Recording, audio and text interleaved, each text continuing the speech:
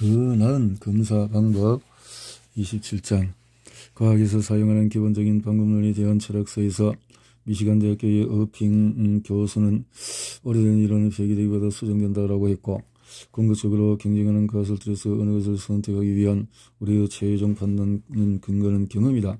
인체의 암을 비롯해서 질병의 예측에 사용되는 설치로 생체 분석의 결과와 체외 실험의 경우도 마찬가지다. 앞에서 살펴보았듯이 우리는 인체의 질병에 대한 설치로 모형의 유효성에 대해서 아직도 모르는 것이 많다. 따라서 영장류처럼 인간과 훨씬 더 가까운 동물들을 활용하는 것이 인간과의 유전적인 차이에 의한 문제를 상당한 수준으로 해결해 준다고 볼 수 있다. 실제로 원숭이는 이미 설치를 위해서 종양을 일으키는 것으로 밝혀진 여러 화학물질들의 연구에 생산적으로 사용되어 왔다. 예를 들면 사카린은 24년간 원숭이에게 투여되었지만 부작용이 없었고, 이 정보는 사카린 때문에 레트에서 발생한 방광 종양이 사람에게 나타나지 않을 것이라는 추가적인 증거로 인정되었다. 그러나 영장류를 연구에 유용하게 만들어주는 인간과의 가까운 관계가 오히려 영장류의 강부임한 사용을 억제하는 요인으로 작용하기도 한다. 영장류를 장기간 인도적인 환경에서 사육하는 데에 따르는 어려움과 비용은 물론이고, 그들을 실험 대상으로 사용하는 것에 대한 윤리적인 고려가 영장류를 일상적으로 동물 실험에 사용하려는 시도를 배척하는 요인이 된다. 한 번의 생체 분석에 1000마리의 원숭이를 실험하는 경우를 상상해보라. 기본적인 설치로 생체 분석의 다른 대안은 노출의 종류와 예상되는 반응에 가장 잘 맞는 동물종을 선택하는 것, 즉 더 정밀한 실험 방법을 사용하는 것이다. 생체 분석의 시험 프로그램이 래트와 마우스로 정착되기 전에는 개, 돼지, 햄스터, 기니피그 등 다양한 동물종이 사용되었다. 일부 실험에서도 어류로 사용된다. 그러나 어류는 대부분이 산업용 물질의 산업적인 노출 경로인 흡입 연구에는 사용할 수가 없다. 기니피그와 햄스터는 일부 화학물질에 대해서는 인간과 비슷한 반응을 보이지만 그렇지 않은 화학물질도 있다.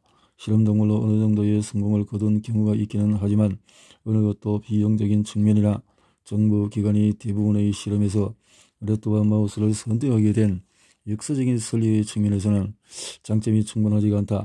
마우스 유전자를 인체 암에서 나타나는 유전자와 비슷한 결함을 가지도록 생명공학으로 변형시켜서 설치로 생체 분석의 속도와 적정성을 개선시키려는 노력도 있었다.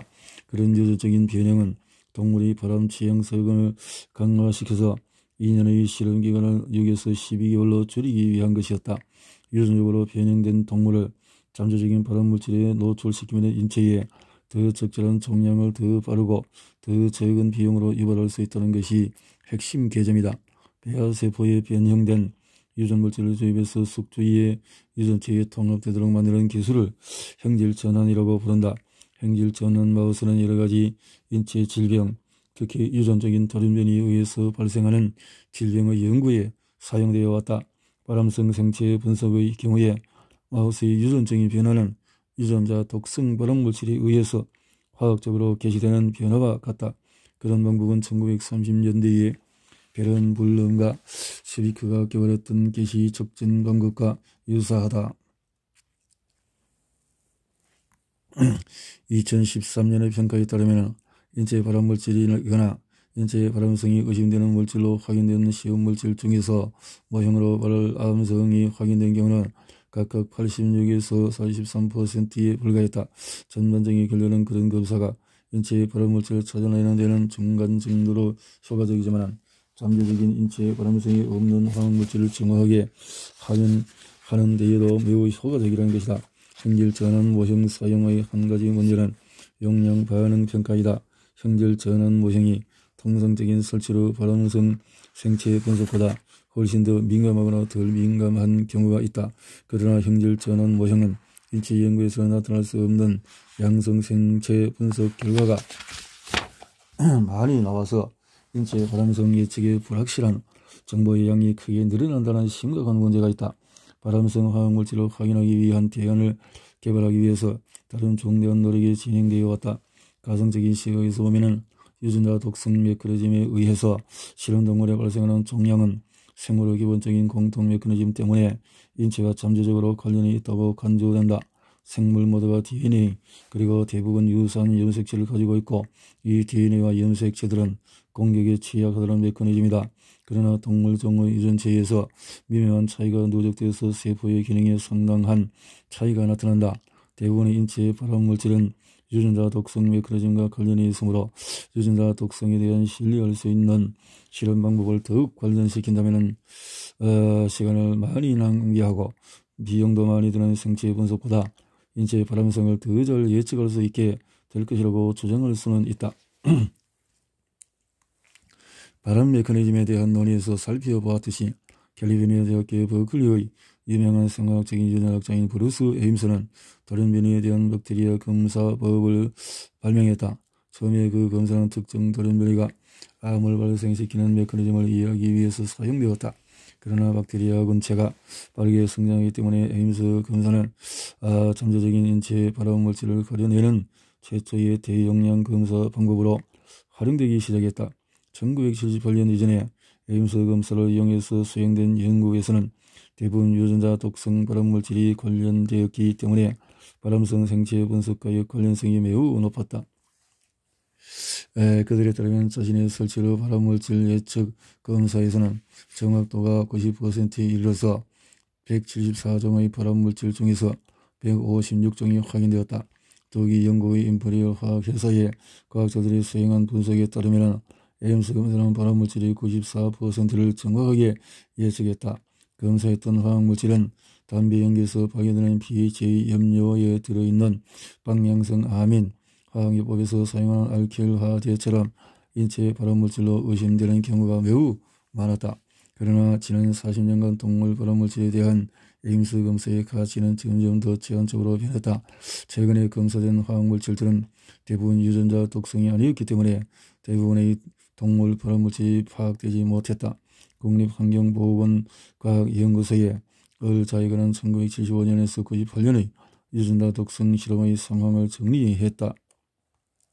예측을 개선하기 위한 시도로 수백 가지의 다른 유전자 독성 검사법이 개발되었고 몇 가지는 오늘날에도 사용이 된다. 효모곰팡이 저파리 식물 사모렐라 상관성 미국 보건재단에서 나와 상관했던 게리 윌리엄스 검사를 개발한 유전자 독성 실험 분야의 선도자였다. DNA 나머지 발암물질은 비유전자 독성 생체 중에서 유전자 발현 면역 억제 또는 세포 정식으로 이어지는 독성 자극을 통해서 작용한다. 구할 수 있는 독성학 정보가 전혀 없거나 거의 없는 수만 종의 기존 화학물질과 신규 화학물질을 검사해야 하는 필요성은 표준 생체 분석이나 형질 전환으로 해결되지 않는다. 제안된 답은 유전자 독성 실험과 마찬가지로 대량 독성학에서 사용하는 이 대용량 방법의 핵심은 독성 효과로 이어지는 세포 반응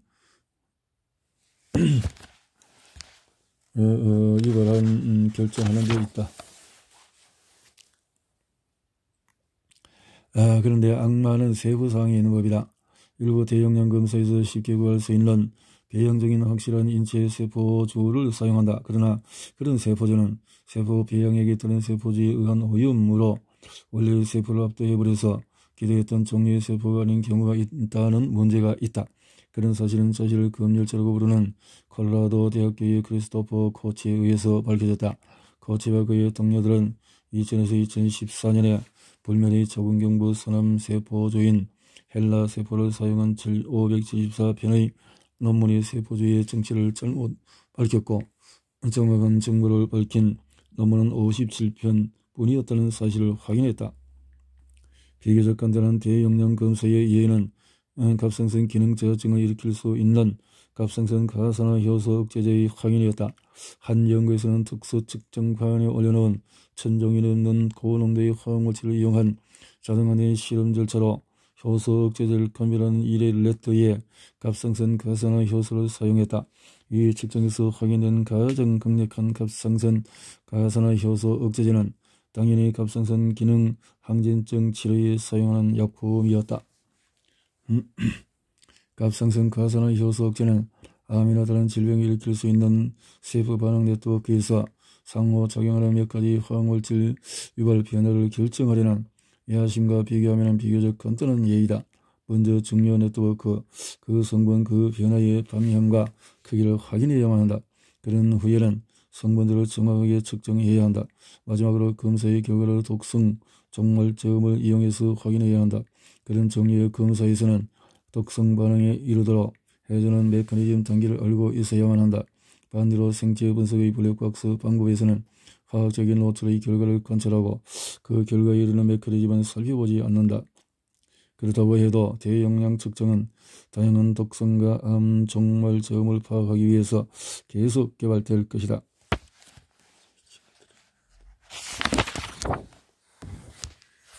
예방이 치료보다 낫다. 화학물질 독소, 암에 대한 모든 정보는 무엇을 뜻할까? 그치? 예방하자 이 말이지. 화학물질 유발하는 질병 중에서 1960년까지 비교적 쉽게 확인했던 질병이 어떤 것이 있었을까? 초기에는 직업적으로 발생하는 암의 예방에 훌륭히 성공한 경우도 있었다. 등등에서 발암물질을 확인해서 가장 중요한 사례는 흡연과 폐암 사이의 관련성이었다. 일부 화학적 노출의 예방은 아동의 삶과 그들이 성인으로 성장한 후의 생산에도 영향을 미친다. 독성학과 기후변화에 대한 장에서 우리는 화석연료 연소의 보건 효과가 매년 약 5천억 달러에 이르는 비용을 발생시킨다고 파악했다. 일부 명백한 공정보건 문제에서는 상당한 성공을 거두기도 했다. 1970년대 초에는 비흡연자와 금연을 원하는 사람들이 권리를 주장하는 운동이 시작이 되었다. 레이건 행정부의 의무감. 아무도 예방의 가장 큰 걸림돌은 의학적 치료의 강제라고 할 수 있다. 질병 치료는 의과대학에서 가르치지만 예방은 공정보건대학이 맡는다.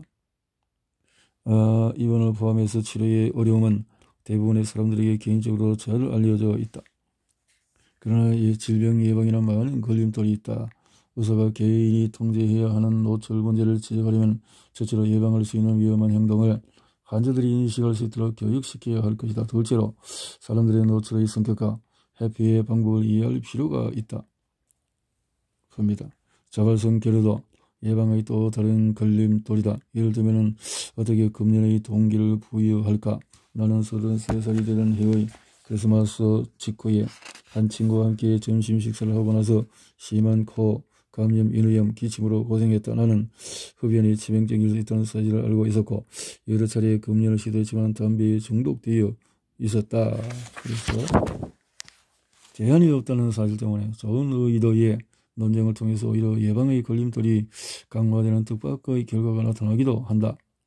합성마약, 니코틴 중독은 현실적인 문제이고 질병의 하나로 치료를 받아야 한다.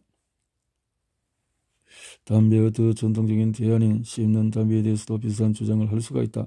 이 제품의 사용에 대해서 스칸디네비아의 과학계는 미국 과학자들과 매우 다른 입장을 취한다. 미국의 제품보다 훨씬 더 적은 수의 발암물질이 들어있도록 설계한다. 스칸디네비아가 흡연과 건강행동의 대표인 데버라 아노트는 흡연에 대한 미국의 접근이 금욕을 무엇보다도 높이 평가하는 문화의 청교도적인 특성에 뿌리를 둔 것이라고 생각한다. 마약 남용에 대한 우리의 접근에 대해서도 마찬가지로 말할 수가 있다. 닉슨 행정부 시절에는 많은 중독자들이 합성 마약 중독을 유지할 필요가 있음을 이해하는 것이 대세였지만 이제는 장기간의 유지 요법보다는 즉각적인 중단을 선호하는 것이 대세가 되었다. 동물 실험에서 확인된 암 유발 화학물질의 수가 너무 많다는 데에서 발생하는 불확실성이 정확한 질병 예방의 또 다른 걸림돌이 되고 있다. 투입하는 예산에 대한 심각한 의혹과 의문도 있다. 토마스는 이렇게 결국 동물 실험의 양성 결과를 인체에 암을 일으킨다는 증거로 해석하고 싶어하는 사람들과 증명된 발암물질을 더 강조하고 싶어하는 사람들 사이에는 긴장이 있다. 한편으로 보면 동물 실험에서 얻어지는 양성 결과에 의존하는 것이 더 보수적이고 더 예방적인 접근인 것처럼 보일 수도 있다. 그러나 생활양식 병인의 개인적인 책임감을 의심하는 사람들은 흡연 규제를 반대하고 기후변화에 대한 우려에 반대하는 의혹을 파는 상인들의 손에 늘어나게 된다. 그러나 한 가지 점에서는 토마티스가 옳았다. 질병의원으로서 오염의 역할이 과소평가되었다는 것이다.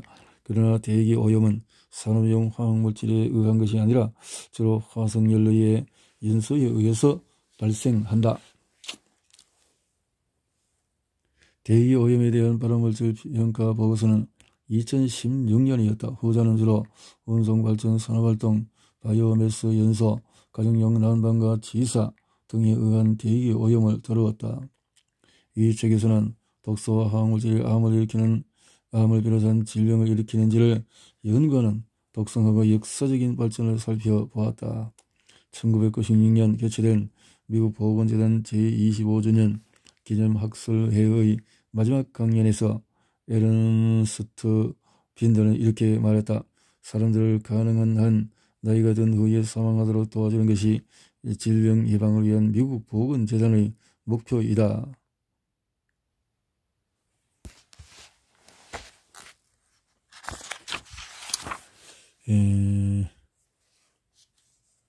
성경을 많이 인용을 했고 서론에서 이렇게 많은 책을 보고 정리를 해서 이렇게 정리를 하며 많은 논문을 보고 했고 마지막에 저자의 역자의 그 역근자의 후기를 보면 화학 혐오증이 들불처럼 퍼지고 있다. 화학물질이 없는 세상에 살아야 한다는 주장이 상당한 설득력을 발휘하고 있다. 화학물질은 우리가 생존에도 꼭 필요한데 이것이 여러 가지로 치명적인 급성 독성을 나타내는 독액만 우리의 건강을 위협하는 것이 아니다. 오랜 기간에 걸쳐서 독성이 나타나는 만성 독성 물질도 많다. 눈으로 볼 수도 없고 코로 냄새 맡을 수 없는 것들도 많다. 독성학은 화학물질이 인체에 나타나는 독성을 연구하는 대표적인 새로운 분야이다. 독성학은 대표적인 융합 학문이다. 독성학에는 화학물질에 대한 상당한 수준의 화학적인 지식과 인체의 생리학 작용에 대한 의학적인 지식이 모두 필요하다. 독성학의 가장 중요한 핵심은 용량이 독을 만든다는 파라셀수스의 놀라운 통찰이다. 용량이 인체에 미치는 독성에 관한 한 천연물과 합성물의 구분은 천연물 독성의 의미가 없다. 제2차 세계대전의 나치 학살과 일본의 7.3.1 부대의 만행을 경험한 이후 대부분의 국가에서는 사람을 대상으로 하는 화학물질의 인체 실험이 엄격하게 규제되고 있다. 독성. 따라서 실험동물에서 부작용이 확인되었다고 해서 사람에게 반드시 독성이 나타나는 것도 아니고 그렇다고 동물 실험의 결과를 무작정 무시해버릴 수도 없다. 그럼에도 불구하고 독성의 연구 결과가 사회적 차원으로 합리적으로 활용되지 않는 일도 있는 것도 안타까운 일이다. 유전자의 악성 돌연변이에 의해서 발생하는 암과 그 예방은 독성학이 가장 중요하게 관심을 두는 대상이다. 세계보건기구 산하국제암연구소는 69년부터 화학물질의 발암성을 다룬 것을 하여 근거를 바탕으로 화학물질을 분류를 한다. 인체의 발암성이 확인된 화학물질이 엄청나게 많은 것은 아니다. 현재 국제암연구소가 1군으로 분류한 화학물질과 병균은 72종에 지나지 않는다. 현대의학 덕분에 우리가 다양한 질병을 정확하게 진단하고 치료할 수 있게 된 것은 분명하다. 이제는 먹고 마시고 피우는 모든 화학물질들을 다루는 독성학에 더 많은 관심을 둘 필요가 있다. 그래서 우리의 삶의 질이 개선되고 보건위생 환경이 개선될수록 독성학에 대한 관심은 더욱 커질 수밖에 없다. 화학물질과 생활양식에 대한 독성학적인 정보는 질병의 예방은 물론이고 치료에도 유용하게 사용할 수가 있다. 그런 독성학적 정보가 오히려 화학물질에 대한 공포를 증폭시키는 요인으로 작용하는 상황은 몹시 안타깝다. 이렇게 해서 혐오증이 조금이라도 해소되기를 바란다 라고 했네요. 존 와이스너는 워싱턴 산업보건 부협회장이자 수석 독성학자이다. 전문 학위를 받은 독성학자로서 콜롬비아 대학교 멜번 공정보건대학의 환경보건학 임상 부교수를 지냈으며 국제암연구소와 질병통제예방센터를 비롯한 여러 기구에 자문을 제공했다. 또한 백악관 마약 남용 예방 특별조치사무소의 생물의학 연구국장을 역임했다. 대단하시네. 자, 이렇게 해서 찬사가 쏟아지고 나오고 있습니다.